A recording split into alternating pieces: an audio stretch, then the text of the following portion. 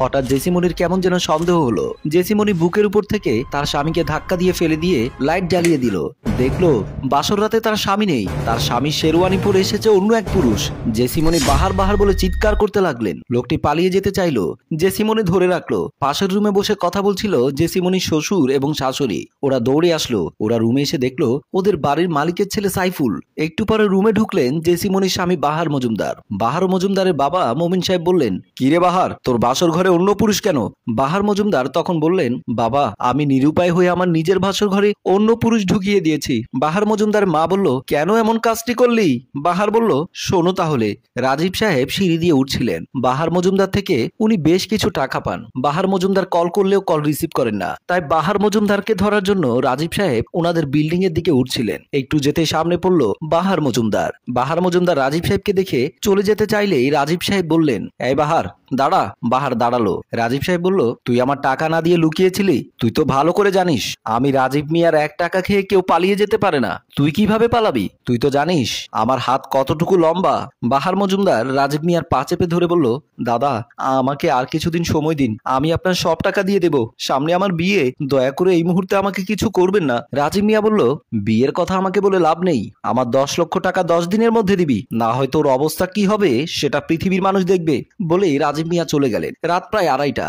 বাহার মজুমদার ছাদের উপর হাঁটাহাঁটি করছে। রাজীব মিয়া তাকে 10 দিন সময় দিয়েছে। 10 দিনের ভেতর 10 লক্ষ টাকা দিতে বলেছে। তার উপর সামনে তার বিয়ে। এই মুহূর্তে যদি এই খবর জেসি জানতে পারে তাহলে সে কখনো বাহার মজুমদারকে বিয়ে করবে না। নানা টেনশন তার মাথায় ঘুরপাক খাচ্ছে। এমন সময় ছাদে উঠলেন সাইফুল। সাইফুল এই বিল্ডিং এর মালিকের ছেলে। তাদের টাকা পয়সার কোনো অভাব নেই। সাইফুল বকাটে ছেলে, ছাদে উঠেছে নিশ্চয় কোনো খারাপ উদ্দেশ্যে। হঠাৎ বাহারকে ছাদে দেখে বলল, কি ব্যাপার বাহার, তুমি এত রাতে ছাদে কেন? বাহার বলল, ভাইজান, আমি একটু টেনশনে পড়ে ছাদে উঠেছি। সাইফুল বলল, তোমার আবার টেনশন কিসের? সামনে তোমার বিয়ে। এই মহল্লার সবচাইতে সুন্দরী মেয়েটিকে তুমি বিয়ে করছো, তাতে তোমার টেনশন হওয়ার তো কথা নয়। বাহার মজুমদার বলল, আপনি তো রাজীব মিয়াকে চেনেন? সাইফুল বলল, হ্যাঁ চিনি, সে তো খুব খারাপ লোক। তার সাথে কি তোমার লেনদেন আছে নাকি? বাহার বলল, জি ভাইজান, উনি আমার থেকে 10 লক্ষ টাকা পায়, বলেছে 10 দিনের মধ্যে দিয়ে দিতে হবে। সাইফুল বলল, উনি যখন এই কথা বলেছে তাহলে যে কোনোভাবেই তোমাকে টাকা দিয়ে দিতে হবে, না হলে উনি তোমাকে ছাড়বে না। বাহার মজুমদার বলল, এখন আমি কি করব?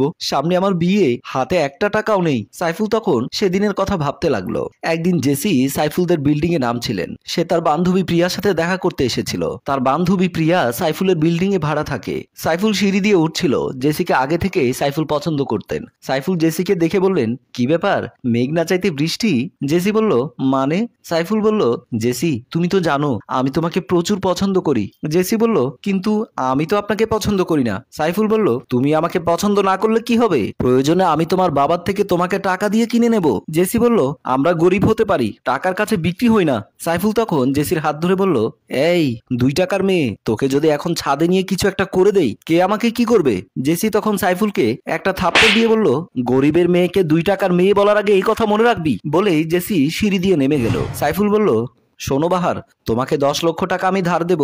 10 বছর পরে তুমি আমার টাকা দিলেও হবে। বাহার বলল, কি বলেন ভাইজান, আপনি আমাকে হেল্প করবেন? সাইফুল বলল, অবশ্যই করব, বিনিময়ে তোমার নববধূ জেসিকে বাসর রাতে আমার হাতে তুলে দেবে। বাহার বলল, এ কি করে সম্ভব? সাইফুল বলল, ভেবে দেখো, তোমার 10 লক্ষ টাকা না দিলে রাজীব সাহেব তোমার অবস্থা খারাপ করবে।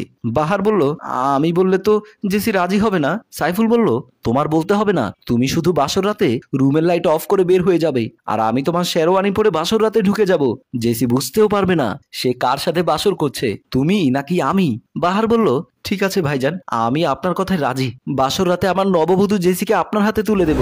বাহার মজুমদারের মুখে সব কথা শোনার পর জেসি বলল, যেই লোক নিজের সাথে নিজের স্ত্রীকে পর পুরুষের হাতে তুলে দিতে পারে সেই লোকের সাথে সংসার হয় না। সাইফুলের সাথে যেহেতু আমার নারী জীবনের সবচেয়ে মূল্যবান জিনিসটি লেনদেন হয়ে গেছে, তাহলে আমি সাইফুলের কাছে চলে গেলাম। তুমি ভালো থেকো বাহার। বলেই জেসি ও সাইফুল চলে গেল। বাহার মজুমদারের মা বলল, জানি না আল্লাহর দরবারে কি পাপ করেছিলাম, না হয় তোর মতো সন্তান কেন আমার পেটে দিল।